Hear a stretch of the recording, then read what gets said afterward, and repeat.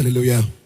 മനോഹരമായ നല്ല രാത്രിക്കായിട്ട് കർത്താവിനെ സ്തുതിക്കുന്നു. അനുഗ്രഹിക്കപ്പെട്ട ഈ 102ാമത്തെ കൺവെൻഷൻ്റെ 2ാമത്തെ രാത്രിയിൽ നിങ്ങൾ അഭിസംബോധന ചെയ്യാനായിട്ട് ഒരവസരം കൂടെ ദൈവം എനിക്ക് ദാനമായി നൽകിയതോർത്ത് കർത്താവിനെ സ്തുതിക്കുന്നു. എൻ്റെ ആയുസ്സിനെ ദീർഘമാക്കുകയും എനിക്ക് ഇങ്ങനെ ആരോഗ്യം നൽകി തരികയും അവസരം ഒരുക്കുകയും ചെയ്ത ദൈവത്തിന് സകല മഹത്വവും ഇന്ന് രാത്രിയിൽ അർപ്പിക്കുന്നു. അല്ലെങ്കിൽ പ്രിയമുള്ളവർ മരണം വഴിയായിട്ടൊക്കെ ഈ ഭൂമിയിൽ നിന്ന് മാറ്റപ്പെട്ടപ്പോൾ കർത്താവ് നൽകിയ ആയുസ്സിനും ആരോഗ്യത്തിനും വേണ്ട ദൈവത്തെ സ്തുതിക്കുന്നു. കഴിഞ്ഞ വർഷം ഈ വേദിയിൽ നിൽക്കുവാനുള്ള ഭാഗ്യം കർത്താവ് എനിക്ക് നൽകി തന്നു. ദൈവകൃപയിൽ ഈ വർഷവും നിൽക്കുവാനായിട്ടുള്ള അവസരം കർത്താവ് ഒരുക്കിയതോർത്ത് ദൈവത്തെ സ്തുതിക്കുന്നു. ഈ മീറ്റിംഗ് വളരെ അനുഗ്രഹിക്കപ്പെട്ട നിലയിൽ ലീഡ് ചെയ്യുന്ന ദൈവസഭയുടെ അനുഗ്രഹിക്കപ്പെട്ട ശുശ്രൂഷകൻ തോമസ് കുട്ടി പാസ് ഉൾപ്പെടെ വേദിയിലായിരിക്കുന്ന എല്ലാവർക്കും, നമ്മുടെ സൗത്ത് ഏഷ്യൻ സൂപ്രണ്ട്, അതുപോലെ നമ്മുടെ സ്റ്റേറ്റ് ഓവർസിയർ, മറ്റ് ഒഫീഷ്യൽസ് എല്ലാവർക്കും യേശുക്രിസ്തുവിന്റെ നാമത്തിൽ വന്ദനം അറിയിക്കുന്നു. പേരുകൾ പലവട്ടം ആവർത്തിച്ചതുകൊണ്ട് ഇനി അത് ആവർത്തിക്കേണ്ടെന്ന് പറഞ്ഞതുകൊണ്ട് എല്ലാ പ്രിയമുള്ളവരെയും ഒരിക്കൽ കൂടി ഓർത്ത് ഞാൻ കർത്താവിനെ സ്തുതിക്കുകയും നിങ്ങൾക്ക് എല്ലാവർക്കും വന്ദനം അറിയുകയും ചെയ്യുന്നു. വളരെ കാലിക പ്രസക്തമായിട്ടുള്ള ഒരു നല്ല തീം ആണ് നമുക്ക് ഇന്ന് ഈ വർഷം നൽകിയിട്ടുള്ളത്. ഞാൻ എപ്പോഴും പറയാറുള്ളത് പോലെ ഒരു പ്രസംഗം, അതിൻ്റെ ഡ്യൂറേഷൻ, സഭായോഗത്തിൻ്റെ പ്രസംഗത്തിൻ്റെ ഡ്യൂറേഷൻ അടുത്ത സഭായോഗം വരെയാണ്. മാസയോഗത്തിൻ്റെ പ്രസംഗത്തിൻ്റെ ഡ്യൂറേഷൻ അടുത്ത മാസയോഗം വരെയാണ്. ഉപവാസ പ്രാർത്ഥനയുടെ ലെങ്ത് എന്ന് പറയുന്നത് പ്രസംഗത്തിൻ്റെ ലെങ്ത് അടുത്ത ഉപവാസ പ്രാർത്ഥന വരെയാണ്. കൺവെൻഷൻ്റെ പ്രസംഗത്തിൻ്റെ ഡ്യൂറേഷൻ എന്ന് പറയുന്നത് അടുത്ത കൺവെൻഷൻ വരെയാണ്. 2026 കർത്താവ് വന്നില്ലെങ്കിൽ നാം ഒരുമിച്ച് കൂടുന്ന കൺവെൻഷൻ വരെയുള്ളതാണ് ഈ ദിവസത്തെ മെസ്സേജുകളുടെ ഡ്യൂറേഷൻ എന്ന് പറയുന്നത്. വരുന്ന ഒരു വർഷം നമുക്ക് ആത്മാവിൽ ചിന്തിക്കാനും ആത്മാവിൽ സന്തോഷിക്കാനും നമ്മുടെ ബഹുമാനായ സ്റ്റേറ്റ് ഓവർസിയറിന്റെ പ്രാർത്ഥനാ മുറിയിൽ ദൈവം നൽകിക്കൊടുത്ത് അനുഗ്രഹിക്കപ്പെട്ട ഒരു തീമാണ് നമ്മൾ ഈ ദിവസങ്ങളായിട്ട് കേട്ടുകൊണ്ടിരിക്കുന്നത്. ഞാൻ പ്രസംഗിക്കുന്നത് 10ാമത്തെ പ്രസംഗമാണ്. അനുഗ്രഹിക്കപ്പെട്ട 3 ആലോചനകൾ നമ്മൾ കേട്ട് കഴിഞ്ഞു. എനിക്ക് സത്യം പറഞ്ഞാൽ അവിടെ ഞാനിങ്ങനെ പിടിച്ചിരിക്കുകയായിരുന്നു, സ്തോത്രം പിടിച്ചിരിക്കുകയായിരുന്നു. കാരണം ഈ പ്രസംഗം ഉള്ളത് കൊണ്ട് ഒരു പരിധിക്കപ്പുറം ശബ്ദമെടുത്തൊന്ന് ആരാധിച്ചു പോയാൽ, ഒന്ന് തുള്ളിച്ചാടിപ്പോയാൽ എൻ്റെ പ്രസംഗം എനിക്ക് കണ്ടിന്യൂ ചെയ്യാൻ അല്ലെങ്കിൽ കൊണ്ടുപോകാൻ പറ്റത്തില്ലയോ എന്നൊരു ചിന്ത എന്നെ ഭരിച്ചതുകൊണ്ട് ഞാൻ ഇവിടെ പിടിച്ചിരിക്കുകയായിരുന്നു. സ്തോത്രം. ഇ.പി. തോമസ് പാസിന്റെ പ്രസംഗം തുടങ്ങിയിട്ടുള്ള ഓരോ വാക്കുകളും നമുക്ക് കേട്ടാലറിയാം, കണ്ടാലറിയാം. ഒരു വലിയ ദൈവ സാന്നിധ്യം നമ്മുടെ നടുവിൽ ചലിക്കപ്പെടുന്നുണ്ട്. സ്തോത്രം. സാധാരണഗതിയിൽ ഇടയ്ക്കൊരു പാട്ട് പാടുന്നത് മാസിമൻ ഈ സ്തോത്രകാഴ്ചയ്ക്ക് ഒരു പാട്ട് പാടും. സ്തോത്രകാഴ്ചയ്ക്ക് ഒരു പാട്ട് പാടിയില്ലെങ്കിൽ പിന്നെ അങ്ങോട്ട് വരുമ്പോൾ ഉള്ളൊരു ബുദ്ധിമുട്ട് സാധാരണഗതിയിൽ കാണാറുണ്ട്. എന്നാൽ ഇന്ന് ആ പാട്ട് പാടിയില്ലെന്നുള്ളത് പരമാർത്ഥമാണെങ്കിലും ആ പാട്ടിൻ്റെ ഒരു അഭാവം ഇല്ലാതെ എല്ലാവരും ഒരുപോലൊരു ദൈവ സാന്നിധ്യത്തിൽ ഇരിക്കുന്നത് കണ്ടപ്പോൾ എനിക്ക് ഒത്തിരി സന്തോഷം തോന്നി. സ്തോത്രം. വളരെ പവർഫുൾ ആയിട്ടുള്ള, വളരെ പോസിറ്റീവായിട്ടുള്ള ഒരു ദൈവാലോചനയാണ് നമുക്ക് നൽകപ്പെട്ടിട്ടുള്ളത്. സ്തോത്രം. ക്രിസ്തുവിൽ നാം പൂർണ്ണ ജയാളികൾ എന്നുള്ളതാണ്. Praise the Lord. അപ്പോൾ ഈ മെസ്സേജുകളൊക്കെ ഇതിനകത്തോട് ഇങ്ങനെ പോകുമ്പോൾ ഇതെല്ലാം കേട്ടിട്ട് കൊള്ളാമെന്നോ കൊള്ളത്തില്ലെന്നൊക്കെ പറഞ്ഞ് പോകാതെ ഇതെല്ലാം കേട്ട് ജയത്തോടെ വേണം ഇവിടുന്ന് മടങ്ങാൻ. ഞാൻ അവിടെ നിന്നപ്പോൾ എന്നോട് പരിശുദ്ധാത്മ സംസാരിച്ച ഒരു വാക്കിലാണ്, ഇനി ഈ യോഗം ഇങ്ങനെ സ്മൂത്ത് ആയിട്ട് പോകും. കാരണം ഇത് പരിശുദ്ധാത്മാവ് കൈയേറ്റി കഴിഞ്ഞു. രക്തത്താൽ ജയം. ഈ മീറ്റിങ്ങിന്റെ ഉത്തരവാദിത്തം, ഇതിന്റെ കൺട്രോൾ പരിശുദ്ധാത്മാവ് ഏറ്റുകഴിഞ്ഞു. സ്തോത്രം. ഇന്ന് വരെ കണ്ടിട്ടില്ലാത്ത തരത്തിലുള്ള ചില വലിയ വിപ്ലവകരമായ മാറ്റങ്ങൾ അഭിഷക്തന്മാരുടെ ലൈഫിൽ, സഭാ ശുശ്രൂഷയിൽ, സെൻട്രൽ തലങ്ങളിൽ, സ്റ്റേറ്റ് തലങ്ങളിൽ പരിശുദ്ധാത്മാവ് പകരും എന്നതിനകത്ത് സംശയമില്ല. അതുകൊണ്ട് തന്നെ ഇനിയുള്ള ഓരോ നിമിഷങ്ങളും, ഓരോ സെക്കൻഡുകളും ഇത് പ്രാപിച്ച് മടങ്ങാൻ നാം ഉത്സാഹത്തോടായിരിക്കണം എന്നുള്ളതാണ്. പ്രസംഗിച്ചപ്പോൾ പറഞ്ഞൊരു കാര്യമുണ്ട്, അത്യുത്സാഹികളായിരിക്കുക എന്നൊരു വാക്ക് അദ്ദേഹം ഓർപ്പിച്ചു. അത്യുത്സാഹികളായിരിക്കുക എന്ന് പറഞ്ഞാൽ എന്റെ വിഷയത്തിൽ ഞാൻ അത്യുത്സാഹിയായിരിക്കും. എന്റെ വിഷയത്തിൽ എന്നെ പിടിച്ചൊതുക്കാനോ, എന്നെ പിടിച്ച് ബന്ധിക്കാനോ, എന്റെ ഉയർച്ചയെ തടയാനോ, എന്റെ ശുശ്രൂഷയെ ബന്ധിക്കാനോ, എന്റെ ആത്മീയ വളർച്ചയെ തടയാനോ ആരെങ്കിലും ശ്രമിച്ചാൽ, ഏതെങ്കിലും ശക്തികൾ ശ്രമിച്ചാൽ അതിന് വിട്ടുകൊടുക്കാൻ ഞാൻ അനുവദിക്കത്തില്ല. അതിൽ നിന്നും തിരിച്ചു മേടിക്കുമെന്നുള്ള ഒരു കരുത്ത് നമ്മുടെ അകത്തുണ്ടെങ്കിൽ ഒരുപക്ഷെ ഈ രാത്രി യോഗം തന്നെ ചിലരുടെ ചരിത്രങ്ങൾ മാറുന്ന രാത്രിയായി മാറും. വിശ്വസിക്കുന്നവർ ചേർന്ന് കരമുയർത്തി ശക്തിയോടെ ഹല്ലേലൂയ പറയണം. റോമാലേഖനം വളരെ അനുഗ്രഹിക്കപ്പെട്ട ലേഖനമാണ്. വിശ്വാസ സംബന്ധമായി നമുക്ക് ലഭിക്കപ്പെടുന്ന വളരെ ശ്രേഷ്ഠമായ കാര്യങ്ങളെ കുറിച്ചുള്ള എക്സ്പ്ലനേഷനാണ് പൗലോസ് കൊടുത്തിട്ടുള്ളത്. അതിൽ തന്നെ 8ാം അധ്യായം വളരെ വിലപ്പെട്ട അധ്യായമാണ്. അതിൽ തന്നെ 28ാമത്തെ വാക്യം തുടങ്ങി വായിക്കുമ്പോൾ നമുക്ക് വളരെ സമാധാനം നൽകുന്ന കുറെ വാക്യങ്ങൾ അതിനകത്തുണ്ട്. അവിടെ പറയുന്ന 1-2 വാക്യങ്ങൾ ഞാൻ പറയാം. ഒന്ന്, എന്നാൽ ദൈവത്തെ സ്നേഹിക്കുന്നവർക്ക്, നിർണയപ്രകാരം വിളിക്കപ്പെടുന്നവർക്ക് തന്നെ സകലവും നന്മയ്ക്കായി കൂടി വ്യാപരിക്കുന്നു. അത് നമുക്ക് സന്തോഷം നൽകുന്ന വാക്യമാണ്. എത്രയോ വട്ടം നമ്മളത് വായിച്ചിരിക്കുന്നു. താഴോട്ട് വായിക്കുമ്പോൾ അതിന്റെ 31ാമത്തെ വാക്യം, ഇത് സംബന്ധിച്ച് നാം എന്ത് പറയുന്നു? ദൈവം നമുക്ക് അനുകൂലമെങ്കിൽ പ്രതികൂലം എത്രയോ വട്ടം നമ്മളെ സന്തോഷിച്ചേക്കും. ഞാൻ പറഞ്ഞത് ആ പാരാഗ്രാഫ് എത്രയോ വട്ടം സന്തോഷിച്ചിട്ടുള്ള ഒരു പാരാഗ്രാഫാ. എത്ര സുന്ദരമായ ഒരു പാരാഗ്രാഫാ നമുക്ക് ഈ ദിവസങ്ങൾ തന്നത്. അതാണ് അതിന്റെ പ്രത്യേകത. ഇനി അടുത്ത 32ാമത്തെ വാക്യം വായിക്കുമ്പോൾ, സ്വന്തം പുത്രനെ ആദരിക്കാതെ നമുക്ക് എല്ലാവർക്കും വേണ്ടി ഏൽപ്പിച്ച് തന്നവൻ അവനോടുകൂടെ സകലവും നമുക്ക് നൽകാതെ ഇരിക്കുമോ? യേശുവിനെ തന്നു കഴിഞ്ഞു, പിന്നെ അതിനുശേഷം ബാക്കിയുള്ളത് തമ്പുരാന്റെ വിഷയമല്ല. യേശുവിനെ തരിക എന്ന് പറയുന്നത് ഏറ്റവും വലിയ കാര്യമാണ്. അത് തന്നു കഴിഞ്ഞു, പിന്നെ ബാക്കിയുള്ളവ ഒരു വിഷയമല്ല. അത് നമുക്ക് ആശ്വാസം നൽകിയിട്ടുള്ള വാക്യമാണ്. ഇനി അടുത്ത വാക്യം, ദൈവം തിരഞ്ഞെടുത്തവനെ ആർ കുറ്റം ചുമത്തും? അതും നമുക്ക് സമാധാനം നൽകിയിട്ടുള്ള വാക്യമാണ്. ഞാൻ പറഞ്ഞത് ആ പാരാഗ്രാഫ് പലപ്പോഴും നമുക്ക് ആശ്വാസം നൽകുന്ന കുറെ കാര്യങ്ങളാണ്. ഇങ്ങനെ ആശ്വാസം നൽകുന്ന കുറെ കാര്യങ്ങൾ പറഞ്ഞു വന്നിട്ടാണ് നമ്മുടെ തീമിലോട്ട് പൗലോസ് വരുന്നത്. ക്രിസ്തുവിന്റെ സ്നേഹത്തിൽ നിന്ന് നമ്മെ വേർപിരിക്കുന്നത് ആറ് എന്നിട്ട് പറയാണ്, കഷ്ടതയോ സങ്കടമോ ഉപദ്രവമോ പട്ടിണിയോ നഗ്നതയോ ആപത്തോ വാളോ. അടുത്ത വാക്യം ഇങ്ങനെ, നിന്റെ നിമിത്തം ഞങ്ങളെ ഇടവിടാതെ കൊല്ലുന്നു, അറുക്കാനുള്ള ആടുകളെ പോലെ ഞങ്ങളെ എണ്ണുന്നു എന്ന് പറഞ്ഞാൽ 44-ാമത്തെ സങ്കീർത്തനത്തിന്റെ 22-ാമത്തെ വാക്യമാ. അവിടുത്തെ സിറ്റുവേഷൻ പറയാണ്, നിന്റെ നിമിത്തം ഞങ്ങളെ കൊല്ലുന്നു, എന്നിട്ട് അറുക്കാനുള്ള ആടുകളെ പോലെ ഞങ്ങളെ കാണുന്നത്. ആർക്ക് വേണേലും തട്ടാം, ആർക്ക് വേണേലും അറുക്കാം, ആർക്ക് വേണേലും അടിക്കാം. ചോദിക്കാനും പറയാനും ആരും ഇല്ലാത്ത തലത്തിലാ നമ്മളെ കുറിച്ച് ലോകം കാണുന്നത്. അങ്ങനെ വാക്യം, അറുക്കാനുള്ള ആടുകളെ പോലെ, ഉത്സവത്തിന് കൊട്ടാനുള്ള ആടിനെ പോലെ ഞങ്ങളെ പലരും കാണുന്നത്. പക്ഷെ അങ്ങനെയൊക്കെ കണ്ടാലും ഞങ്ങൾ വിട്ടുമാറാത്തതിന്റെ കാരണം ഞങ്ങളെ സ്നേഹിച്ച ഒരാളുണ്ട്. ഹല്ലേലൂയ. ചേർന്ന് കർത്താവിനെ ഒരുമിച്ചൊന്ന് സ്തോത്രം ചെയ്യണം.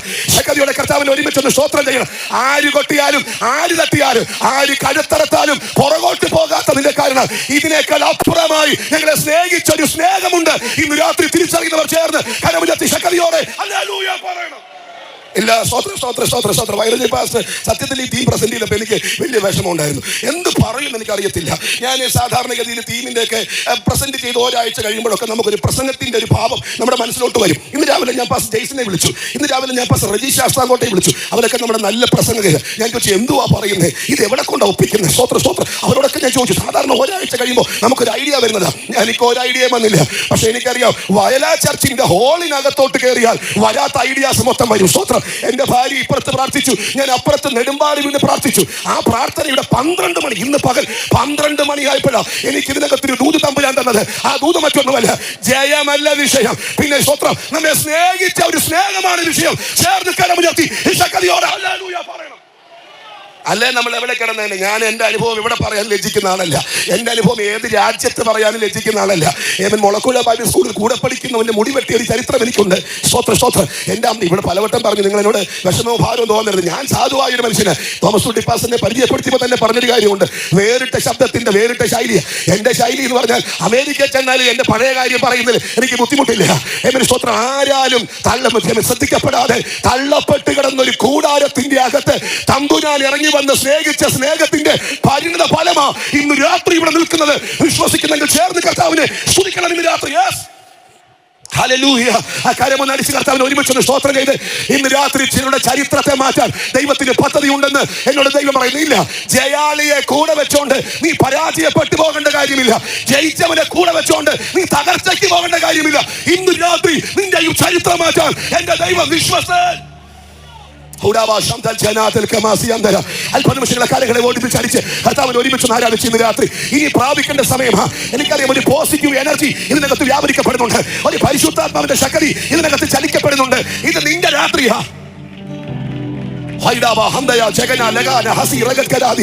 എത്ര പ്രാർത്ഥിച്ചിട്ടും ഒരു പരിധിക്കപ്പുറം മുമ്പോട്ട് പോകാൻ പറ്റുന്നില്ല. എത്ര അധ്വാനിച്ചിട്ടും ഒരു പരിധിക്കപ്പുറം മുമ്പോട്ട് പോകാൻ പറ്റുന്നില്ല. എത്ര ശ്രമിച്ചിട്ടും മുട്ടുകുത്തി പ്രാർത്ഥിക്കാൻ പറ്റുന്നില്ല. യെസ്, ഇന്ന് രാത്രി നിന്റെ തകർച്ചയെ എന്റെ തമ്പുരാൻ മാറ്റുന്ന രാത്രിയാണെന്ന് ആത്മാവ് ഇടപെടുകയാണ്. വിശ്വസിക്കാൻ മനസ്സുണ്ടെങ്കിൽ ഇന്ന് രാത്രി പ്രതികരിച്ചേ.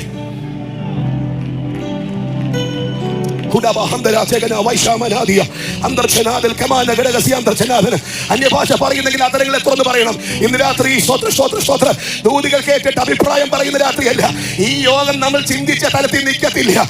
ഈ യോഗം ചിന്തിച്ച ലോകമാണ്, അവസാനിക്കത്തില്ല. ഈ കൺവെൻഷൻ ഇതുവരെ നടത്തിയതിൽ വെച്ച് ഏറ്റവും വിടുതലുള്ള അനുഗ്രഹിക്കപ്പെട്ട യോഗമായി മാറും. വിശ്വസിക്കാൻ മനസ്സുണ്ടെങ്കിൽ ആ കാലം ഒന്ന് തട്ടി ദൈവത്തെ സ്തുതിച്ചാരാധിച്ചേ.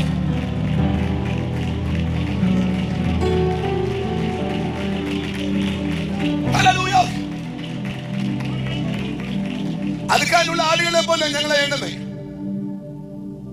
ആർക്കും വേണേലും കൊണ്ടേ ചോദിക്കാനും പറയാൻ ആരുമില്ല.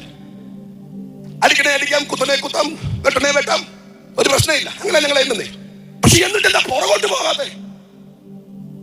സ്തോത്രം. എന്നിട്ട് എബ്രായ സഭയെ കുറിച്ചൊക്കെ പറയുമ്പോ നീറോ ചക്രവർത്തിയുടെ കാലഘട്ടം എന്ന് പറഞ്ഞ് ഭീകരമായിരുന്നു. വഴിവിളക്കായി ശിഷ്യന്മാരെ കത്തിക്കുമ്പോഴും വഴിവിളക്കായി കത്തിക്കുന്ന സമയത്തും ആലയം അടച്ചിട്ടില്ലെന്ന് എന്ന് പറഞ്ഞാൽ കത്തുന്നത് ചിലപ്പോൾ സെക്രട്ടറി ആയിരിക്കാം, ചിലപ്പോൾ ട്രഷറർ ആയിരിക്കും. സിംഹങ്ങളുടെ മുമ്പിൽ, വലിയ ഹിംസ്രജീവിയുടെ മുമ്പിൽ ശിഷ്യന്മാരെ എടുത്തെറിയും. ശിഷ്യന്മാരിലൊക്കെ വലിച്ചു കയറി കഴിക്കുമ്പോഴും അത് കണ്ടിട്ട് യോഗത്തിന് പോകും എന്ന് പറഞ്ഞാൽ നാളെ ഞാനോ എന്റെ കൊച്ചോ അപ്പാപ്പനോ അപ്പൂപ്പനൊക്കെ ആയിരിക്കാം, പക്ഷെ ഈ സിംഹത്തിന്റെ വായൊന്നും ഞങ്ങൾക്ക് വിഷയമല്ലെന്ന് പറയാൻ കാരണം എന്താണ്? ഈ സ്നേഹത്തിന്റെ ആഴം. സ്തോത്രം, സ്തോത്രം, സ്തോത്രം, സ്തോത്രം, സ്തോത്രം. മനസ്സിലായവർക്ക് കർത്താവിന് ഇന്ന് രാത്രി ഈ സ്തുതിക്ക് ദൈവസ്നേഹത്തിന്റെ ആഴം ഇന്ന് രാത്രി പന്തലിൽ കത്തിപ്പൊടങ്ങണം. ദൈവസ്നേഹത്തിന്റെ ആഴം ഇന്ന് രാത്രി പന്തലിൽ കത്തിപ്പൊടങ്ങണം. നിന്നെ പുറകോട്ട് വലിക്കുന്ന സകല ഞെരുക്കങ്ങളിൽ നിന്ന് നിന്നെ മുമ്പോട്ട് പോകാൻ പ്രേരിപ്പിക്കുന്ന ഒരു ചാലക ശക്തിയ ദൈവസ്നേഹത്തിന്റെ ആഴം ഇന്ന് രാത്രി വിശ്വസിക്കുന്നവർ കർത്താവിനെ ഒരുമിച്ചൊന്ന് സ്തുതിച്ചോ. അവര് പുറകോട്ട് പോകാത്തതിന്റെ കാരണം ഇതാണ്, സ്നേഹിച്ചവന്റെ സ്നേഹം. എന്നിട്ട് താഴോട്ട് വായിക്കുന്നുണ്ട്, ഞാൻ ആ ദൂതിലേക്ക് വരാം. മരണത്തിനോ ജീവനോ ദൂതന്മാർക്കോ വാഴ്ചകൾക്കോ അധികാരങ്ങൾക്കോ ഇപ്പോഴുള്ളതിനോ വരുവാനുള്ളതിനോ ഉയരത്തിനോ ആഴത്തിനോ മറ്റ് യാതൊരു സൃഷ്ടിക്കും നമ്മുടെ കർത്താവായ യേശു ക്രിസ്തുവിന്റെ സ്നേഹത്തിൽ നിന്ന് നമ്മെ വേർതിരിപ്പാൻ കഴിയുകയില്ല. ആരാണ് ജയാളികൾ? ആർക്ക് ജയിക്കാൻ പറ്റും? വേദപുസ്തകം ഒത്തിരി ജയിച്ചവരുടെയും തോറ്റവരുടെയും ചരിത്രം അതിലുണ്ട് കേട്ടോ. വേദപുസ്തകം ഒത്തിരി ജയിച്ചവരുടെയും തോറ്റവരുടെയും ചരിത്രം അതിലുണ്ട്. സബ്ജക്റ്റ് പൂർണ്ണ ജയാളി. ഈ പൂർണ്ണ ജയാളി ആരാന്നുള്ളത് ഡിക്ലെയർ ചെയ്യുന്നത് ഇപ്പോഴല്ലെന്ന് എന്റെ ചിന്ത. ഇപ്പോഴായിരിക്കുമോ? ഇപ്പോഴായിരിക്കില്ലെന്ന് എന്റെ ചിന്ത. ആയിരിക്കും വെച്ചാ? നോ, ഇപ്പോഴായിരിക്കില്ല. പൂർണ്ണ ജയാളിയാണോ എന്ന് ഡിക്ലെയർ ചെയ്യുന്നത് ലാസ്റ്റ്, ഫൈനൽ. അന്നേ പറയൂ എങ്ങനെ പൂർണ്ണമാണോ ഭാഗ്യമാണോ, അന്നേ പറയും. അതെ, അന്നേ പറയും. അന്ന് നമ്മളെ കുറിച്ച് ഏലപ്പാറ പ്രസംഗിക്കുന്ന പ്രസംഗത്തിന്റെയും റിസൾട്ട് പറയുന്ന ഒരു നാളുണ്ട്, അത് പിന്നീടാ. ഒന്നാമത്തെ പുസ്തകത്തിൽ ജീവിച്ച ലോത്തിനെ കുറിച്ച് 61 പുസ്തകത്തിൽ പറഞ്ഞിരിക്കുന്നു, ആൾ വലഞ്ഞു, പുള്ളി അറിഞ്ഞില്ല. ഒന്നാമത്തെ പുസ്തകത്തിൽ ജീവിച്ച നോഹയെ കുറിച്ച് ബൈബിളിൽ പറയുന്നു, നീതി പ്രസംഗി.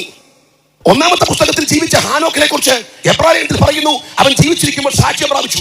അപ്പൊ തോറ്റതും ജയിച്ചതുമായ റിസൾട്ടുകളൊക്കെ ഇതിന്റെ പുറകിലുണ്ട് എന്നുള്ളത് പരമാർത്ഥം. വേദപുസ്തകം അങ്ങനെയാ പറയുന്നത്. അപ്പൊ ജയിക്കാൻ നാം എന്ത് ചെയ്യണം?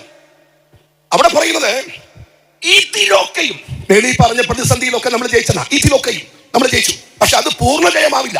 പൂർണ്ണജയമാകണമെങ്കിൽ എന്താ ചെയ്യണ്ടേ?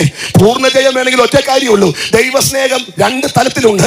അത് തിരിച്ചറിയാം. 1, നമ്മെ സ്നേഹിച്ച സ്നേഹം. 2, നാം ദൈവത്തെ സ്നേഹിക്കുന്ന. നമ്മെ സ്നേഹിച്ച സ്നേഹം ഭയങ്കരമാവല്ലേ? അയ്യോ, നമ്മെ സ്നേഹിച്ച സ്നേഹത്തെ കുറിച്ച് എങ്ങനെയാ പറയണ്ടേ? അതിന് ഭയങ്കര സ്നേഹമായിരുന്നു. ആ സ്നേഹത്തിന്റെ ആഫ്റ്റർ എഫക്റ്റില്ല ഇത്ര സുന്ദരമായ ഒരു 12 കീഴിൽ നമ്മൾ ഇരിക്കുന്നത്.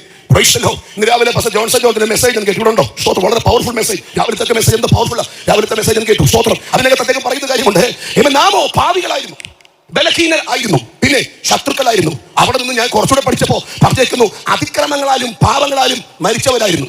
ഇസ്രായേൽ പൗരതയോട് ഒരു സംബന്ധവും ഇല്ലാത്തവരായിരുന്നു. ഈ ലോകത്തിന്റെ കാലഗതിയെ അനുസരിച്ച് ജീവിച്ചവരായിരുന്നു. അനുസരണക്കേടിന്റെ മക്കളിൽ ഇപ്പോൾ വ്യാപരിക്കുന്ന ആത്മാവിനെ അനുസരിച്ച് നടന്നവരായിരുന്നു. ദൂരസ്ഥർ ആയിരുന്നു, കോപത്തിന്റെ മക്കളായിരുന്നു. മനസ്സിലാക്കുന്നു? ഇതാണ് പൂർവ്വകാല ചരിത്രം, ഇതായിരുന്നു പണ്ടത്തെ ചരിത്രം. പക്ഷെ ഇന്നങ്ങനല്ല. ആ പണ്ടത്തെ ചരിത്രത്തിൽ നിന്നും നമ്മെ മടക്കി കൊണ്ടുവന്ന് ഇന്നത്തെ സെറ്റപ്പിലേക്ക് കൊണ്ടുവച്ച സ്നേഹത്തിന്റെ ഉന്നതമായ അവസ്ഥയാണ് കാൽവറിയിലെ സ്നേഹം. സ്തോത്രം. കാൽവറി മറന്നുപോയാൽ പിന്നെ സ്നേഹം എങ്ങനെ എക്സ്പ്ലെയിൻ ചെയ്യാൻ പറ്റൂല്ലയോ? സ്തോത്രം. കാൽവറി. എന്റെ മോൻ ഏബല്, ഞാൻ എന്നും എന്റെ കുടുംബത്തെ കുറിച്ചൊക്കെയാ. ഈ ഫ്രണ്ട്സ് ഒത്തിരി ഉണ്ടെങ്കിലും പാസ്റ്റർ ഒത്തിരി ഫ്രണ്ട്സ് ഉണ്ടെങ്കിലും കുടുംബത്തോളം വലുതൊരു ഫ്രണ്ട്സ് എനിക്കില്ല. അതുകൊണ്ട് എക്സാമ്പിളൊക്കെ കൂടുതൽ അവിടുന്ന്. ഒരിക്കലും ഒരു അടി അടിച്ചു, ഞാനത് ഈർക്കിലിക്ക അടി കൊണ്ടത് പുറത്തിങ്ങനെ കാലിന്റെ ഭാഗത്തായി ഒരു പാട് വീണു. അയ്യോ, സത്യത്തിൽ അന്നേരത്തെ ദേശത്തിന് അടിച്ചതാണെങ്കിലും ആ പാട് കണ്ടപ്പോ എന്റെ ഉള്ളം പെടഞ്ഞു. പാസ്റ്റർ, നമ്മളൊക്കെ തല്ലുന്നവരാണ്, ഉള്ളം പെടഞ്ഞു. ഒരു ഈർക്കലിയുടെ കൊട്ട് കൊണ്ടപ്പോ കൊച്ചിന്റെ കാലിലെ പാട് എന്റെ ഉള്ളത്തെ ഉലച്ചെങ്കിൽ 8 ഇഞ്ച് നീളമുള്ള ആണി യേശുവിനെ കുരിശിൽ കിടത്തിയിട്ട് അടിച്ച് താക്കുമ്പോ പിതാവിന്റെ ഉള്ളം എങ്ങനായിരിക്കും? തന്റെ കുമാരനെ തകർത്തതിന്റെ കാരണം നമ്മോടുള്ള ദൈവത്തിന്റെ സ്നേഹമാണെന്ന് പറഞ്ഞാൽ, രക്തത്താലി ചെയ്യാം. ഇന്ന് രാത്രി എന്റെ സ്നേഹിത, ഇതൊന്നും ഞാൻ പറഞ്ഞിട്ട് സ്തോത്രം ചെയ്യാൻ നിൽക്കരുത്. പരിശുദ്ധാത്മഭാഗത്ത് പ്രേരണ നൽകുന്നെങ്കിൽ, ഇന്നലത്തെ സാഹചര്യങ്ങളെ ഓർത്ത് നിനക്കൊന്ന് സ്തോത്രം ചെയ്യാൻ പറ്റുന്നെങ്കിൽ ഈ രാത്രി ദൈവത്തെ സ്തുതിച്ച് ആരാധിക്കണം. കാരണം തമ്പുരാന്റെ സ്നേഹം ഉന്നതമാണ്. നാമോ നമ്മെ സ്നേഹിച്ചവൻ നിമിത്തം, ഹല്ലേലൂയ, കുടുംബക്കാർക്ക് വേണ്ടാത്ത, ദേശക്കാർക്ക് വേണ്ടാത്ത, ചർച്ചുകാർക്ക് വേണ്ടാത്ത, സമൂഹത്തിന് വേണ്ടാത്ത എന്നെ നീ ആയിരുന്ന സ്ഥലത്ത് വന്ന് തേടി പിടിച്ച ദൈവ സ്നേഹം എത്ര ശ്രേഷ്ഠമാണെന്ന് ഇന്ന് രാത്രി ഞാൻ പറഞ്ഞാൽ അത് തിരിച്ചറിഞ്ഞ് കരുത്തുണ്ടോ? ജയാളിയാകാനുള്ള ഒന്നാമത്തെ ക്രൈറ്റീരിയ നമ്മെ സ്നേഹിച്ച ദൈവ സ്നേഹമാണ്. ഇനി 2, 1 ദൈവത്തിന് നമ്മോട് തോന്നിയ സ്നേഹമാണെങ്കിൽ പൗലോസ് പറഞ്ഞ രണ്ടാമത്തത്, എന്നെ ക്രിസ്തുവിന്റെ സ്നേഹത്തിൽ നിന്നും മാറി മാറ്റും എന്ന് പറഞ്ഞാൽ, ഇങ്ങോട്ട് സ്നേഹിച്ചത് കൊണ്ട് ഞാനും അങ്ങോട്ട് എന്ത് ചെയ്യുന്നു? അത് ഭയങ്കരമാണ്. വൈപ്പിയുടെ ക്യാമ്പിന് ഞാൻ ഒരു പ്രസംഗിച്ചപ്പോൾ പറഞ്ഞു വാക്ക് ഇപ്പോൾ ഓർക്കുന്നു. അത് മറ്റൊന്നുമല്ല, കൊലോസ്യ ലേഖനം 4:2 വാക്യത്തിൽ ഇങ്ങനെ പറയുന്നത്, അവിടെ പറയുന്ന വാക്ക്, എനിക്ക് ബന്ധന കാരണമായ വചനം. എങ്ങനത്തെ? എനിക്ക് ബന്ധന കാരണം. പ്രസംഗിക്കാൻ പോകുന്നതിന് മുമ്പേ പൗലോസിന് മനസ്സിലായി ഇത് പറഞ്ഞാൽ ബന്ധിക്കപ്പെടും, ബന്ധന കാരണമായത്. പക്ഷെ അത് പറയാൻ റെഡിയായി. വിടുതൽ കാരണമല്ല, ജയത്തിന് കാരണമല്ല, അനുഗ്രഹത്തിന്റെ കാരണമല്ല, പിന്നെ എടുത്തോണ്ട് പോയാൽ ബന്ധിക്കപ്പെടും. എന്റെ ചോദ്യം, ബന്ധനമാണെന്നറിഞ്ഞിട്ടും ഇത് പ്രസംഗിക്കാൻ മുമ്പോട്ട് പോകാനുള്ള കാരണം എന്താ? സ്തോത്ര സ്തോത്ര സ്തോത്ര. ആഫ്രിക്കയിൽ ചെന്നാൽ ഒരുപക്ഷെ മരിക്കുമെന്നറിയാം. നോർത്ത് ഇന്ത്യയിൽ ചെന്നാൽ ചിലപ്പോ തലമുണ്ടനം ചെയ്യുന്നു വരാം. ചില സ്ഥലത്തൊക്കെ ചെന്ന് മരണം വരെ സംഭവിക്കാന്നറിയാം. എന്നിട്ടും അങ്ങോട്ട് പോയി സ്തോത്രം പറയാൻ അവരെ പ്രേരിപ്പിക്കുന്നത് എന്താ? എന്നെ സ്നേഹിച്ചെങ്കിൽ ഞാനും അങ്ങനെ തന്നെ. ഹല്ലേലൂയ. മനസ്സിലാക്കുന്നവർക്കായി കർത്താവിനെ ഇന്ന് രാത്രി സ്തുതിക്കുകയാണ്. ഇങ്ങോട്ട് തമ്പുരാൻ സ്നേഹിച്ചെങ്കിൽ അതേ സ്നേഹം തിരിച്ച് അങ്ങോട്ട് കൊടുക്കുമ്പോഴാണ് ആ സ്നേഹത്തിന്റെ ആഴം അറിയുന്നത്. അതാ പൗലോസ് പറയുന്ന സ്റ്റേറ്റ്മെന്റ്, ബന്ധന കാരണമായ വചനം ഞാൻ പ്രസംഗിക്കാൻ തുടങ്ങുക. അതിന് കാരണം എന്താ? ബന്ധിക്കപ്പെട്ടാലും വിഷയമില്ല. കാരണം എവിടെയോ കിടന്ന് എന്നെ തേടി പിടിച്ച ദൈവത്തിന്റെ സ്നേഹം ഓർത്താൽ എങ്ങനെയാ മിണ്ടാതിരിക്കുക? ഈ രാത്രി കരമുയർത്തി ശക്തിയോടെ ദൈവത്തെ സ്തുതിച്ചാരാധിച്ചേ. ഫിലിപ്പിയൻ കാരാഗൃഹത്തിൽ കിടക്കുമ്പോൾ പൗലോസ് പറയുന്ന സ്റ്റേറ്റ്മെന്റ് ഉണ്ട് 1:13. ഇങ്ങനെയാ, എന്റെ ബന്ധനങ്ങൾ ക്രിസ്തു നിമിത്തമാകുന്നു എന്ന് അകമ്പടി പട്ടണത്തിൽ എല്ലാ ആൾക്കാർക്കും അറിയാം. എന്ന് പറഞ്ഞാൽ അവർ നോക്കി ഇവിടെ തെറ്റുണ്ടോ? ഇല്ല, തെറ്റില്ല. അവർ പറഞ്ഞു അദ്ദേഹം ബന്ധിക്കപ്പെടാൻ കാരണം ഒറ്റ കാര്യമുള്ളൂ, ക്രിസ്തു നിമിത്തം, കർത്താവിന്റെ നിമിത്തം. ബന്ധനം. ഇനി കേൾക്കൂ, റോമൻ കാരാഗൃഹത്തിൽ ചെന്നു. ഫിലിപ്പിയൻ കാരാഗൃഹത്തിൽ ചെന്നു, റോമൻ കാരാഗൃഹത്തിൽ, യെരുശലേമിലെ കാരാഗൃഹത്തിൽ. അവിടെയൊക്കെ ചെല്ലുമ്പോ അതിന്റെയൊക്കെ റീസൺ ആയിട്ട് പഠിക്കുന്നത് ഒറ്റ കാര്യമുള്ളൂ, എന്തെങ്കിലും ക്രിമിനൽ കുറ്റത്തിലല്ല, പിന്നെ അകത്ത് പോകാൻ റീസൺ ഒറ്റ കാര്യമേ ഉള്ളൂ. ദൈവം എന്നെ സ്നേഹിച്ചപ്പോ എന്നെ സ്നേഹിച്ച ദൈവത്തെ ഞാൻ അതുപോലെ സ്നേഹിച്ചു. അതുകൊണ്ട് എന്താ വേണ്ടിയെന്നറിയാമോ? അദ്ദേഹം പറയുന്നുണ്ട്, യെരുശലേമിലേക്ക് പോകുമ്പോ എന്നെ ബന്ധിക്കുന്ന അഗബോസ് പറയുക, ബന്ധിക്കപ്പെടാൻ മാത്രമല്ല ഞാൻ മരിക്കാൻ റെഡിയാ. എന്റെ ശുശ്രൂഷ തികയ്ക്കുക, എന്റെ പ്രാണനെ ഞാൻ എണ്ണുന്നില്ല വിലയേറുക. ഇതൊക്കെ പറഞ്ഞ മുമ്പോട്ട് പോകുന്നത് എന്താ? പരിണിത ഫലം ലാസ്റ്റത്തെ ലേഖനത്തിൽ കുറിച്ചു വെച്ചു, ഞാൻ നല്ല പോർ പൊരുതി തികച്ചു. വിശ്വാസം എന്ന് പറഞ്ഞാൽ സക്സസ് ആയെന്ന വാക്കിന്റെ അർത്ഥം. സ്തോത്രം. എങ്ങനെയും പിച്ചും പേയും പറഞ്ഞ് മരിച്ചു എന്നല്ല. പിന്നെ നമ്മൾ പറയുന്ന പോലെ ബ്രോഷറിനകത്ത് ഇമ്പങ്ങളുടെ പ്രതീസിൽ എന്ന് വെച്ച് പോകുമല്ല. സ്തോത്രം. നമ്മൾ പലരെയും ഇമ്പങ്ങളുടെ പ്രതീസിലാണെന്നൊക്കെ പറഞ്ഞ് വിടുമെങ്കിലും ഇമ്പങ്ങളുടെ പ്രതീസിലാണോ അതോ തുമ്പങ്ങളുടെ പ്രതീസിലാണോ എന്ന് പോയ പുള്ളിക്ക് മാത്രമേ അറിയത്തുള്ളൂ. രക്തത്താലി ചെയ്യാൻ അത് നമുക്കറിയത്തില്ല. അയാൾക്ക് മാത്രമേ അറിയൂ എവിടെ പരമാർത്ഥമെന്ന്. പിന്നെ ഇമ്പങ്ങളുടെ പ്രതീസിൽ അദ്ദേഹം ആയിരിക്കുമെന്ന് ചിന്തിച്ച് നമ്മളിങ്ങനെ പറഞ്ഞുകൊണ്ടിരിക്കുക. പക്ഷെ നിങ്ങൾക്കറിയാമോ, പൗലോസ് അങ്ങനെ പിച്ചും പേയും പറഞ്ഞല്ല, പിന്നെ ഉറപ്പിച്ചു പറഞ്ഞു, എന്താ? ഞാൻ നല്ല പോർ പൊരുതി, ഞാൻ ഓട്ടം തികച്ചു. വിശ്വാസം കാത്ത് അടുത്ത് ഉറപ്പ് കേൾക്കണോ? വല്ലവിധ നീ സ്വർഗത്തിൽ ചെന്നാ മതി എന്ന് ചിന്തിക്കുന്ന നമുക്ക് ഒരു വെല്ലുവിളി പോലെ അയാൾ പറയുന്ന സ്റ്റേറ്റ്മെന്റ് ഉണ്ട്, നീതിയുടെ കിരീടം എനിക്കായി വെച്ചിരിക്കുന്നു. ആമേൻ. I am a successful man. Hallelujah. എന്റെ പ്രിയരെ, എന്റെ പ്രാണനെ, അതിനപ്പുറം ഞാൻ എങ്ങനെ നിങ്ങൾ അഭിസംബോധന ചെയ്യും? ജയിക്കാൻ ഇറങ്ങിയവരാ നമ്മൾ. നിരാശപ്പെട്ട് പുറകോട്ട് പോകേണ്ടവരല്ല. ഇന്ന് രാത്രി ജയത്തോടെ മുമ്പോട്ട് പോകണമെങ്കിൽ നിന്നെ സ്നേഹിച്ച ദൈവത്തെ ആ മണ്ഡലത്തിൽ ഒന്ന് സ്നേഹിച്ച് നോക്കിക്കേ. നിന്റെ മുമ്പിൽ വരുന്ന പ്രതിസന്ധികളെ എന്റെ തമ്പുരാൻ ആട്ടിമറിച്ചുകൊണ്ട് പോകും. വിശ്വസിക്കുന്നതിന്റെ കാര്യം ഒന്നടിച്ച് ഒരുമിച്ച് ചേർന്ന് ഇന്ന് രാത്രി ദൈവത്തെ സ്തുതിച്ചാരാധിച്ചേ.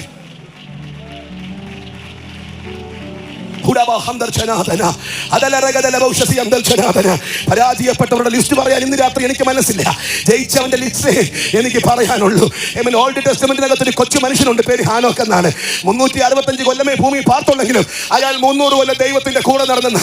അതിനർത്ഥം പ്രലോഭനങ്ങൾ വന്നു, പ്രതിസന്ധികൾ വന്നു, പക്ഷെ യാത്ര മുടക്കിയില്ല. ഇത് മോശ കുറിച്ചതേ. അന്ന് മോശ ഉണ്ടായിട്ടല്ല, പിന്നെ മോശയോട് ദൈവം പറഞ്ഞു, മോശയെ കുറിക്കടാ, ഹാനോക്ക് എന്റെ കൂടെ ഉണ്ടായിരുന്നു. മോശ അന്ന് ജനിച്ചിട്ടില്ല. മോശ പുസ്തകം എഴുതുമ്പോൾ തമ്പുരാൻ പറഞ്ഞു കുറിച്ചു വെക്കണം. എന്തോന്ന്?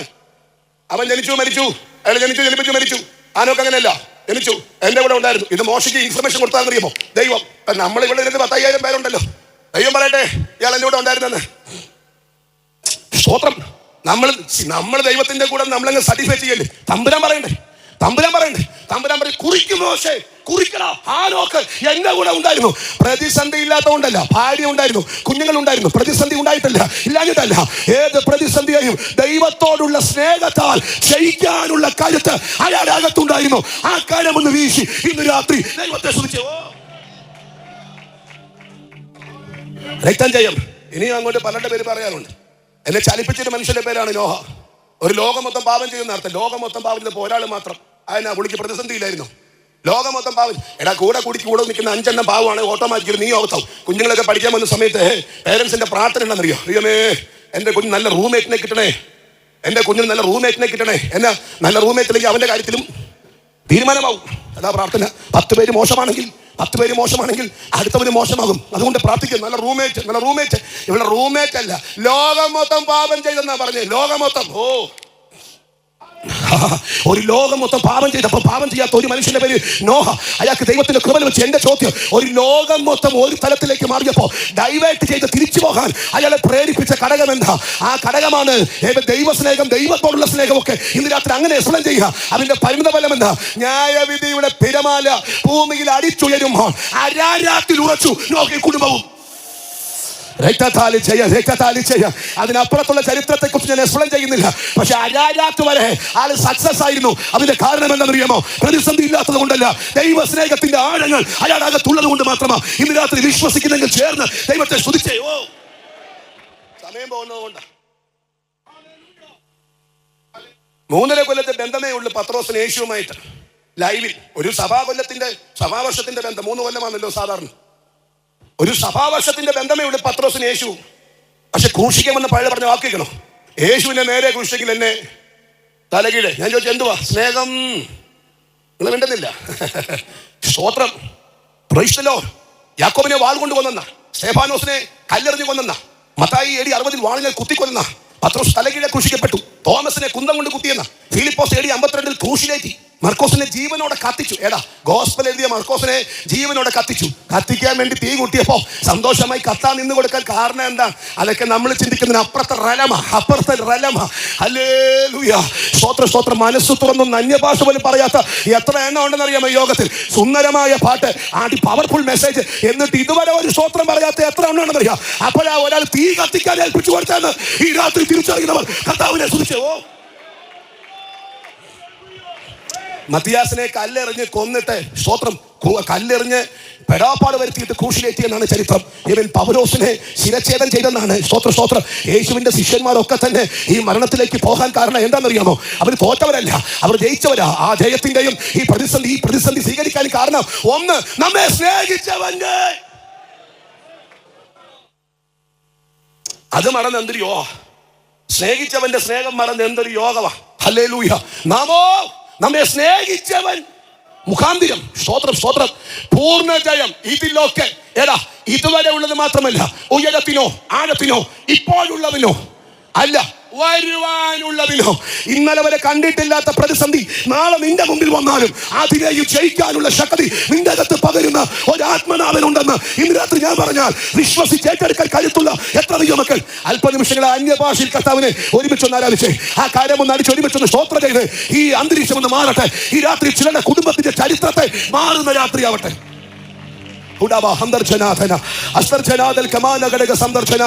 അതരങ്ങളെ 40 നിമിഷങ്ങൾ അന്യഭാഷയിൽ ദൈവത്തെ സ്തുതിച്ചാരാധിച്ചോ.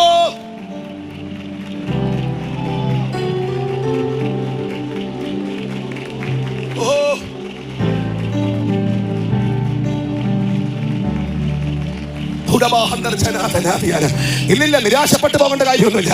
ഈ രാത്രി കരമടിക്കുന്നെങ്കിൽ ജയിച്ചവന്റെ കരമടിക്കണം. ജയിച്ചവൻ. നിങ്ങൾ വിശ്വസിക്കുന്നുണ്ടോ എന്ന് എനിക്കറിയില്ല. ഈ പന്തല് മുഴുവൻ ദൈവത്തിന്റെ പരിശുദ്ധാത്മാവിന്റെ അണ്ടറല്ല. ശക്തന്മാരായ ദൂതന്മാർ ഇന്ന് രാത്രി പന്തലിനകത്ത് ഇറങ്ങിയിട്ടുണ്ടെന്ന് പറഞ്ഞാൽ അത് വിശ്വസിക്കാൻ, അനുഭവിക്കാൻ കഴിയുന്നവർ.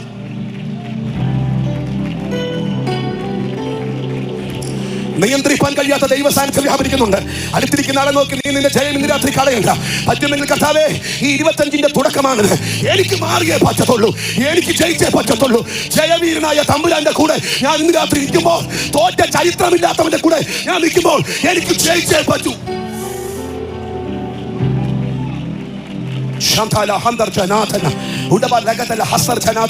ചില വേദികൾ തമ്പുരാൻ ഇന്ന് രാത്രി വെട്ടിക്കളയുന്നുണ്ട്.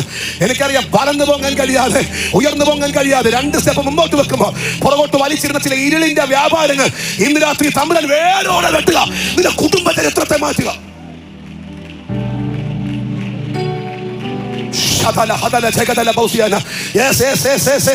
നിങ്ങളാണ് ദൈവത്തിനകത്ത് സംസാരിക്കുന്നത്. ഇന്ന് രാത്രി നിന്റെ കെട്ടുപൊട്ടുക. ഹല്ലേലൂയ. നിന്റെ ചരിത്രമാണ് രാത്രി രാത്രി പരിശുദ്ധാത്മാവ് സംസാരിക്കുക. Receive the power in the name of Jesus. Receive the power.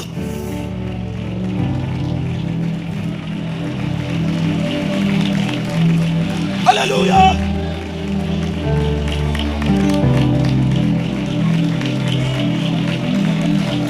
കഴിഞ്ഞിടയ്ക്ക് എൻ്റെ ഒരു സുഹൃത്തിന്റെ കൂടെ ചില വർഷങ്ങൾക്ക് മുമ്പ് ട്രിവാൻഡ്രത്തിൽ യോഗത്തിന് പോയി. അദ്ദേഹം നല്ല പ്രസംഗം പ്രസംഗിച്ചുകൊണ്ടിരിക്കുമ്പോൾ ഞാനും അദ്ദേഹത്തിന്റെ കൂടെ ഉണ്ടായിരുന്നു. പ്രസംഗം നടത്തുപോലെ ആരാധനയാണ്. ഇപ്പൊ ഭൂരിഭാഗം പേരും ആരാധിച്ച് നിർത്തി. പക്ഷെ ഒരു സിസ്റ്റർ മാത്രം നിർത്തുന്നില്ല, ഇങ്ങനെ ആരാധിച്ച് കയറി. നമുക്കറിയാം, കഴിക്കുന്നവനെ കണ്ടാൽ അറിയാം. നമ്മുടെ മെസ്സ് തുറന്നു, കഴിക്കുന്നവനെ കണ്ടാൽ അറിയാം, അവന്റെ ആ കഴിപ്പ് കണ്ടാൽ അറിയാം. ഇവരുടെ ആരാധനയ്ക്കകത്തൊരു ചേഞ്ചസ്. ബാക്കിയുള്ളവരൊക്കെ കൈയടിച്ചതിൽ ഇവരിങ്ങനെ മുഖം മാറുന്നു, ഭയങ്കര ഒരു എന്തോ ഒരു എക്സ്പ്രഷൻ ആകെ മാറ്റം. ഞങ്ങൾക്ക് മനസ്സിലായി എന്തോ സംതിങ് ഉണ്ടായിട്ടുണ്ട്. കഴിഞ്ഞപ്പോൾ എല്ലാം കഴിഞ്ഞപ്പോൾ വിളിച്ചു ചോദിച്ചു, സിസ്റ്ററിങ് വന്നേ, ചോദിച്ചു എന്താ പറ്റും നിങ്ങൾക്ക്, എന്താ നിങ്ങളുടെ ആരാധനയ്ക്ക് ഒരു വ്യത്യാസം? എല്ലാവരും നിർത്തിയിട്ടും കീബോർഡൊക്കെ നിന്ന് കേട്ടോ. സാധാരണ നമ്മൾ എത്ര ഗ്ലോറി പറഞ്ഞാലും കീബോർഡ് നിൽക്കുമ്പോൾ നമ്മുടെയും പരിപാടി എന്ത് ചെയ്യും? പക്ഷെ ഇത് കീബോർഡ് നിന്നിട്ടും പരിപാടി മുമ്പോട്ട് പോയിക്കൊണ്ടിരിക്കുക. അപ്പൊ ചോദിച്ചു എന്തോ പറ്റി? അവരൊരു മാസം യോഗത്തിന് വരുമ്പോൾ ഞാൻ ഹാപ്പിയാണ്, ആരാധിക്കുന്നുണ്ട്, സന്തോഷം. പക്ഷെ വീട്ടിലോട്ട് ചെല്ലുമ്പോൾ എനിക്ക് എന്തെന്നില്ലാത്ത കോപവും നിരാശയുമാണ്. ഒന്നിലും ഒരു സക്സസ് കാണാൻ പറ്റുന്നില്ല. ഇവിടെ ഇരിക്കുമ്പോൾ ഹാപ്പിയാണ്, വീട്ടിലോട്ട് കയറുമ്പോൾ അന്തരീക്ഷം മാറും. ഈ വിഷയത്തിൽ ഞാൻ വന്നേ. പക്ഷെ ആരാധിച്ച് കയറിയപ്പോ എന്നെ ഒരു പരിധിക്ക് മുമ്പോട്ട് വിടാത്തത് എന്താണെന്ന് ഞാനിങ്ങനെ ശ്രദ്ധിച്ചപ്പോഴാണ് മനസ്സിലായി. എന്റെ വാതിലിന്റെ മറവിൽ മറഞ്ഞിരുന്ന് എന്റെ കുടുംബത്തോട് യുദ്ധം ചെയ്യുന്ന ഒരു ഇരുട്ടിന്റെ വ്യാപാരം ഞാൻ കണ്ടു. അവർ പറഞ്ഞ വാക്കാണ്, അവർ പറഞ്ഞ വാസേ, ഞാൻ അതിനെ കണ്ടു, അതിനെ ഞാൻ കണ്ടെന്ന് അതും കണ്ടു. ചുരുക്കം പറഞ്ഞാൽ ഇത്രയും കാലം മറിഞ്ഞിരുന്നതാണെങ്കിൽ ഈ ആരാധനയിൽ ഞാൻ അതിനെ കണ്ടു, അത് മനസ്സിലാക്കി അതിനെ ഞാൻ കണ്ടെന്നറിഞ്ഞപ്പോ അത് പെട്ടെന്ന് ഇറങ്ങാൻ തുടങ്ങി, അത് ഓടാൻ തുടങ്ങി. ഇത് ഓടുന്ന കണ്ടപ്പോൾ എൻ്റെ അകത്ത് ഒരാവേശം. കാരണം എന്നെ പേടിച്ചാ ഓടുന്നേ, വിട്ടില്ല. ഈ ആരാധനയിൽ ഞാൻ അതിന്റെ പുറകെ ചെന്നു. എന്നെ കണ്ടപ്പോൾ ഓടിയില്ല. നിങ്ങളിവിടെ കീബോർഡ് തട്ടിയോ നിങ്ങൾ കൈയൊന്നും ഞാൻ അറിഞ്ഞില്ല. എന്റെ ചിന്ത കഴിഞ്ഞ 28 വർഷമായി എന്നെ മുമ്പോട്ട് വിടാത്തവനെ കയ്യിൽ കിട്ടിയതിന്റെ സന്തോഷത്തില ഈ ആരാധനയിൽ അവനെ തകർത്തിട്ട് വരുന്ന വഴിയാ. ഇന്ന് രാത്രി അടുത്തിരിക്കുന്നവൻ നിർത്തിക്കോട്ടെ, നിനക്ക് ജയം അനിവാര്യമാണെങ്കിൽ ഈ രാത്രി നിന്റെ കയ്യിലാണ്.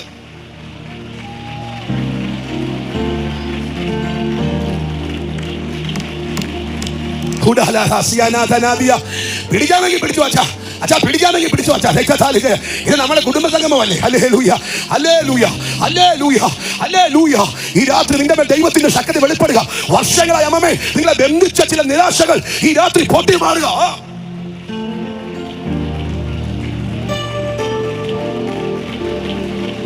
Thank you Lord, thank you Lord, thank you Lord.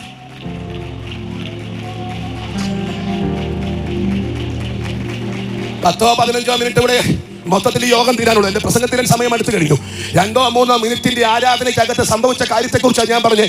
കഴിഞ്ഞ 28 വർഷം എൻ്റെ കുടുംബ സമാധാനത്തെ ബന്ധിച്ചതിന് ഒരാരാധനയിൽ ഞാൻ ജയിച്ചെന്ന് പറഞ്ഞ് ഇന്ന് രാത്രി അഭിഷേകന്മാരെ, ഹല്ലേലൂയ, എൻ്റെ വാത്സല്യമുള്ളവരെ, പ്രിയമുള്ളവരെ, എത്ര സുന്ദരമായ അന്തരീക്ഷം, എത്ര അഭിഷേകന്മാരുടെ സാന്നിധ്യം, എത്ര പവർഫുള്ളായ ആത്മീയ അന്തരീക്ഷം. ഇനി നീ നിരാശയുമായി പോകരുത്, ഇനി നീ പരാജയമായി പോകരുത്. ഇന്ന് രാത്രി ജയം നിന്റെ കൂടെ.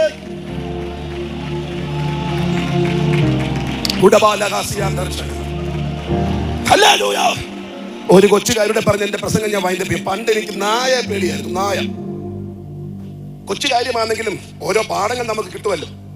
നായെ കണ്ടാൽ ഞാൻ ഓടും, ഭയങ്കര ഭയം. എന്റെ അച്ചാച്ചനോട് ഞാൻ പറഞ്ഞു ഈ പട്ടി, പുള്ളി പറഞ്ഞു പട്ടി ഏത്? ഞാൻ പറഞ്ഞു അതാണ്. Okay come on. പുള്ളി എന്നെ കൂട്ടിക്കൊണ്ടിട്ട് പോക്ക് പോയി. അയ്യോ, എന്റെ ഫാദർ മുമ്പിൽ നടക്കുന്നു, ഞാൻ പുറകെ നടക്കുന്നു. ഇതിനെ കണ്ടപ്പോൾ ഒരു അല്പ ഭയം ഉണ്ടെങ്കിലും അപ്പന്റെ കോൺഫിഡൻസ് കണ്ടപ്പോൾ എനിക്ക് മനസ്സിലായി അപ്പനെ ഓവർകം ചെയ്ത് ഇതിനെ തൊടത്തില്ല. ഏതാ എന്റെ അപ്പന്റെ പോക്ക് കണ്ടപ്പോൾ എനിക്ക് മനസ്സിലായി അപ്പനെ ഓവർകം ചെയ്ത് ഈ സാധനം എന്നെ തൊടത്തില്ലെന്നറിഞ്ഞപ്പോ ഞാനും ഒന്ന് നടന്നു എന്റെ അപ്പനെ പോലെ. രക്തത്താൽ ചെയ്യാം പാപത്തെയും രോഗത്തെയും സകലത്തെയും ജയിച്ച തമ്പുരാന്റെ കൂടെ നടക്കുമ്പോ ഇനി നീ ആരെ പഠിക്കണം? രക്തം ക്ഷയം. നിന്റെ ദേശത്ത് വ്യാപരിക്കുന്ന ഇരുട്ട് നിന്നെ കണ്ട് ഭയപ്പെടാൻ പോവാ.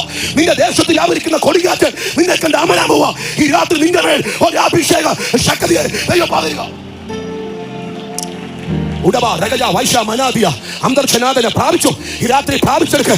ഒരു പരിധിക്കപ്പുറം മുമ്പോട്ട് വിടാതെ നിന്നെ ബന്ധിച്ച ചില ഇരുട്ടിന്റെ കെട്ടുകൾ ഈ രാത്രി പൊട്ടുക. നീ ജയാളിയാ.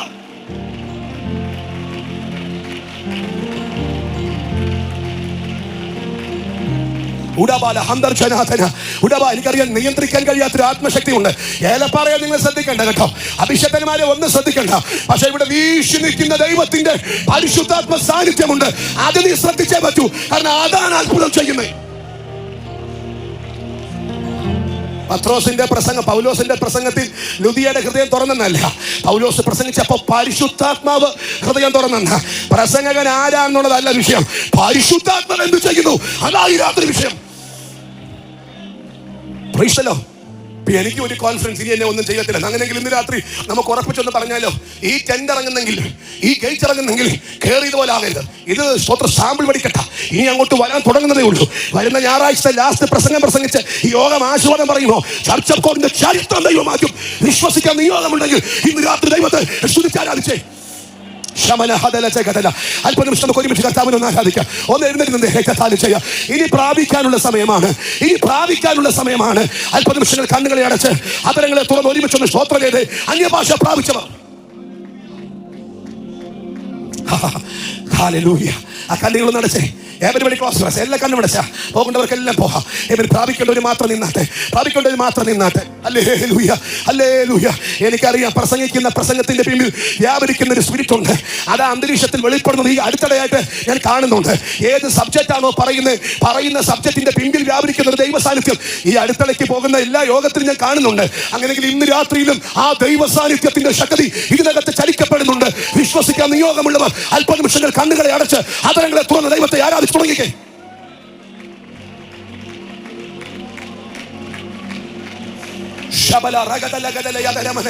ആരും ആരെ നോക്കരുതേ.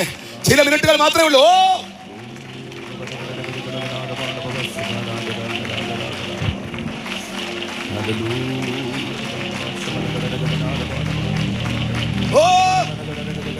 യേശുവിന്റെ രക്തം ജയം. യേശുവിന്റെ രക്തം ജയം.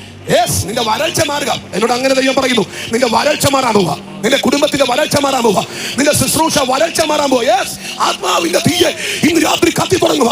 അഭിഷേകത്തിന്റെ തീയെ ഈ രാത്രി കത്തി തുടങ്ങുക. ഇവിടെ നീ സ്തോത്രം ചെയ്യുമ്പോൾ നിന്റെ കുടുംബത്തിൽ ദൈവശക്തി വ്യാപരിക്കുക.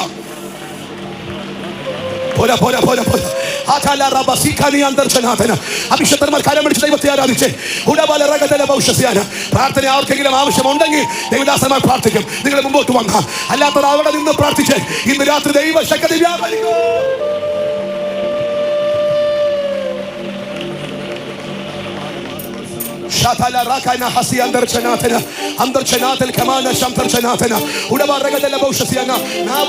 നിയോഗമുള്ളവർ നാവ് തുറന്ന് കർത്താവിനെ ആരാധിച്ചേ. ഈ പാഠത്തിലെ ചലനങ്ങൾ ചേർന്ന് പാടി ഒരുമിച്ച് കർത്താവിനെ ആരാധിച്ചേ. ഈ രാത്രി